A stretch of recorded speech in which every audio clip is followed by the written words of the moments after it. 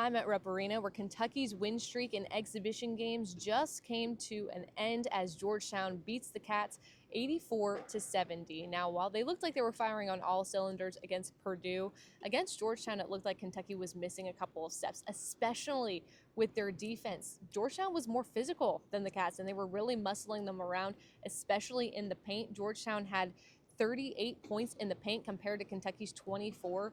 There were a lot of times when Georgetown was really protecting the rim and Kentucky could not get the layup in, could not get the dunk in, and that was definitely hurtful for the Cats. And the Cats also had 15 turnovers. Georgetown was able to convert that into 23 points.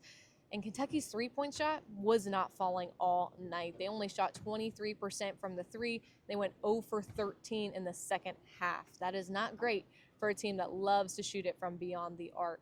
And what's interesting about what the lineup was looking like tonight, Colin Chandler got his first start, but that's also because Jalen Lowe and Denzel Aberdeen did not play. Denzel nursing a leg injury, according to Mark Pope, and they took him out as a precautionary measure. They're hoping he comes back for the first game next week.